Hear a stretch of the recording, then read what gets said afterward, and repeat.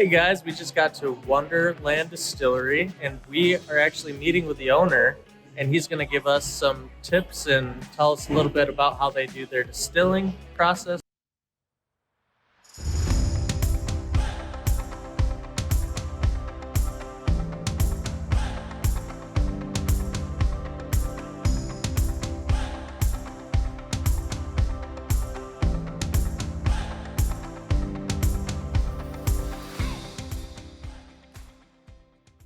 So the company, we're like 2 years old. 2018, me and 3 other partners founded the company because we wanted to just bring a different style of distillery to the area.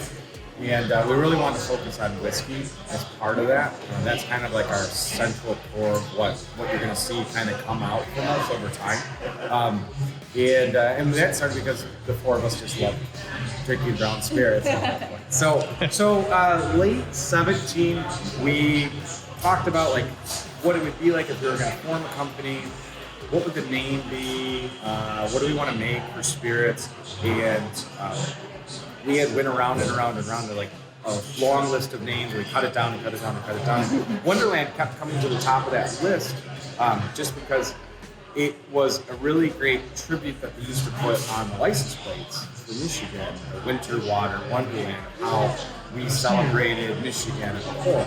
And that really stuck home for us because we all had an appreciation for the state in different ways.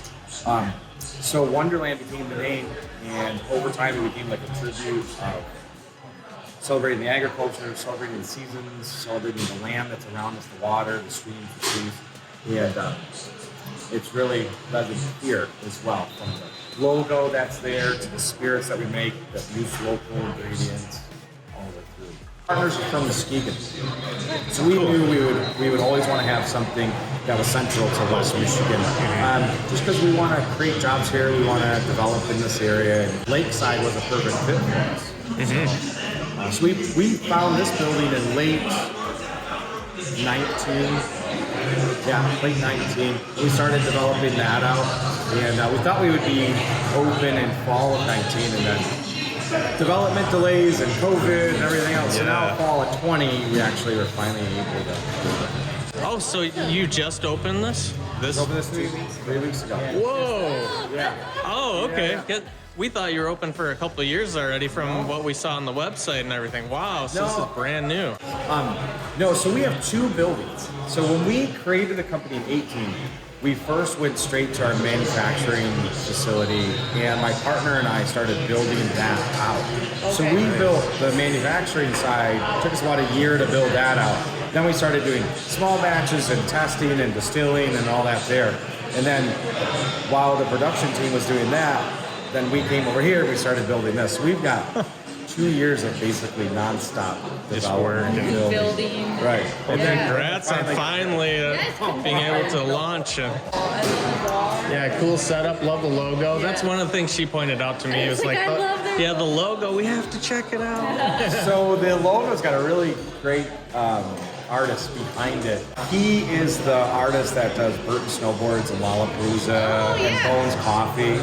So he designs all of their graphic work, and he came back with that logo. And we're like, it's that great badge, whether it's Michigan, out west, wherever, because we're going to distribute outside of the state of Michigan. That Wonderland wasn't only a Michigan-centric thing anymore. Wonderland could be a celebration of wherever you are, celebrating the agriculture and the land and the seasons around you. Yeah, so both food and drinks in every area possible we're trying to source locally, primarily from Muskegon. Yeah. The things that we can't source locally, things like pineapples and whatnot. Right. We're not gonna sleep on being able to play with the fun ingredients like that, but a huge focus on our cocktail program is sustainability, so reusing every single aspect of the ingredients. I mentioned pineapples, that's a perfect example. We use the pineapple rind to make a pineapple like tepache inspired syrup for the cocktails. Oh, and the cool. fruit goes into our kimchi that one of our lead cooks makes. Things like the garnishes for the old fashions, we're not just going to throw that fruit away. It gets reused in things like shrubs and juicing for cocktails. So it's like toe to tail that concept of using every part of an animal. We do the same thing out here with the things that farmers are producing, just to pay respect to them and also just to be sustainable and efficient with what we're doing. I love sustainability, so that's like awesome. Yeah, we try to be really innovative with the cocktails and the things that we're doing. We're always trying to push the standards and raise the bar a little bit. We have an awesome bar team here that everyone is teamed together and put together some really, really cool concepts, and we're just getting started. The plan for our menu, both food and drinks, is to add, for drinks we're going to add a cocktail every week. So we hit like a really nice beefed up menu, and then we'll constantly evolve. Every week we'll keep adding and kind of taking away. And just the menu will be living and breathing. But same story with the food, just like a living and breathing menu to give an experience for guests that's always changing as well. That's cool. Yeah, Nice. then you could come in and each time it could be a little different. Exactly. It's super cool and Something unique. new to try. This weekend we're doing a leather and tobacco inspired old fashioned. Okay. So we take a tea that's inspired by the flavors of leather and tobacco. So it has like smoked lapsang souchong, which is a black Chinese tea. It has ginger, cedar, some herbal components as well. And we slow drip, actually you can see on the back bar that like chemistry looking set. Yeah. So we slow drip our household fashion completely batched through that tea on a 24-hour basis, and it infuses those flavors into it. And it ends up tasting like a Scotch old fashioned. Last week we added a cocktail called Pumped Up Kicks. It's a rip on a revolver, which is, it's typically, I believe, made with Scotch, but it's whiskey, coffee liqueur, and orange bitters. We do a Turkish style coffee liqueur, which is a really, really highly caffeinated coffee that has chocolate and cardamom spice. We didn't want to just make another like standard Kahlua style coffee liqueur. The Electric House, that's a saffron and pineapple gin cocktail. A couple of years ago, I was in Mexico City just seeing the city, and I went to a bakery and they had a pineapple and saffron croissant. I was like, these flavors, like who would ever think of that? I have to put it in a cocktail, and I've been workshopping that idea, trying to implement it since then, and we finally found that awesome balance in this cocktail. We said, let's kind of throw out the rule book. Let's do things that we want to be super passionate about. Make them local. We'll make them kind of globally expired as well. So like things like the Lake Michigan smoked trout dip. There's a fish processing place about a mile from here. It's a husband and wife team. The husband commercially fishes the lake that's a few hundred yards behind us. And they catch trout out of that lake. They smoke it and process it in-house, and then we go buy the smoked fillets from them, and then we hand pull them apart and we make the dip here.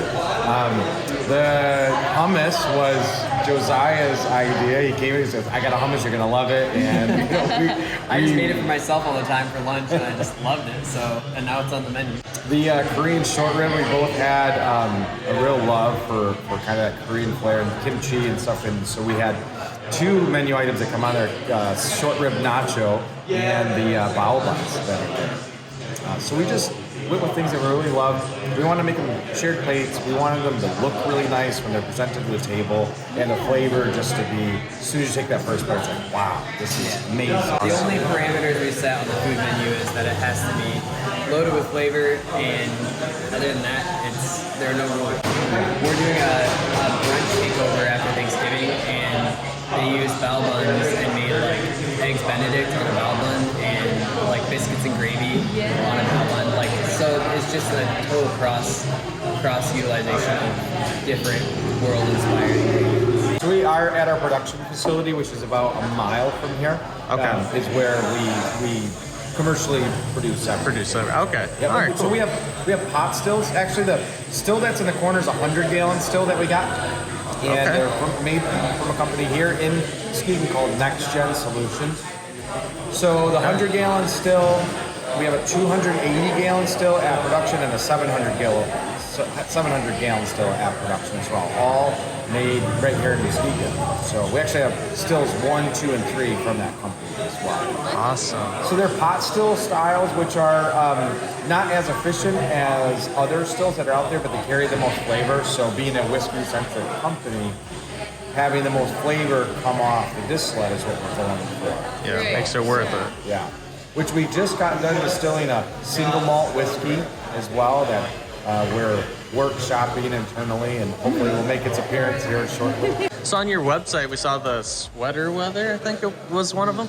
We both looked at that and we're like, all right, we're both going to try that one. Perfect fall cocktail. Yeah. The apples in that cocktail come from Roush Farms in Grand Rapids. I infused the Honeycrisp apples with a bunch of baking spices. There's about 15 different spices in the liqueur, vodka and honey and simple syrup.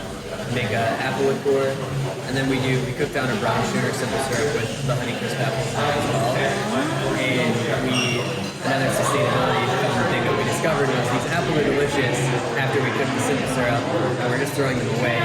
So we tried dehydrating them, and now they're candied apple. Some people, that's why they order the drink. They're like, can I get extra apples with that? So much fun. And it turned out like just a beautiful, like, at first it was just an intent of like trying to reuse something. And it ended up Happy accident. highlight, exactly, yeah. Bring some cocktails over and you guys can taste them. The canned cocktail line is, for us, not only a way to let people enjoy cocktails when they're not here as well, but in midst of the pandemic that's going on, people who don't feel safe coming in, we have a to-go option for them. And then if like further restrictions had come down the pipe, we would have that as a pivot point for us where we could actually do a pickup curbside environment where everyone could still get the cocktails they love here and just get them in a 4-pack or an 8-pack and enjoy them at home. So We just tried the candied apples, and they are super sweet. They're amazing. They're really amazing. All right, it's time to try out the drinks. All right, it's weather.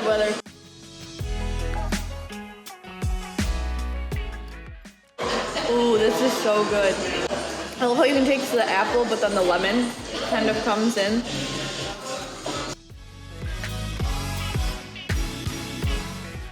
Yeah, it's got like a really good like crisp, but then warm. Full of spice. Yes.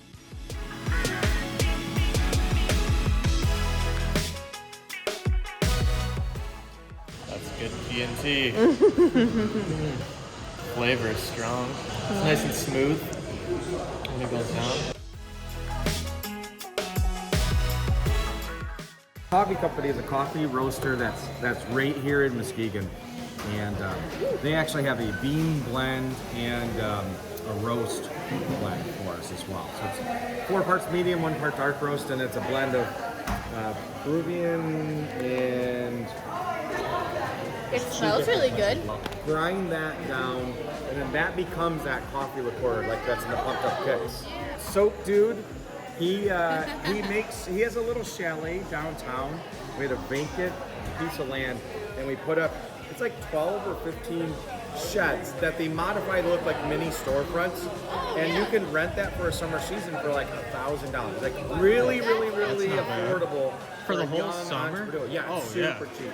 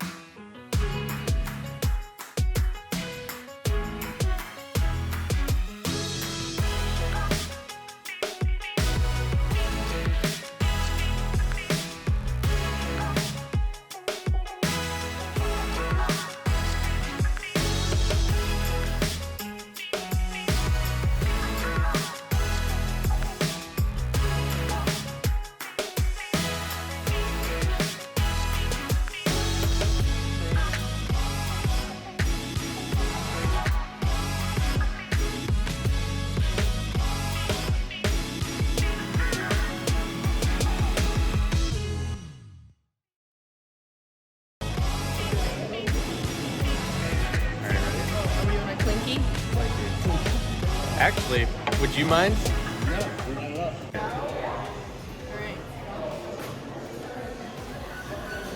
Oops.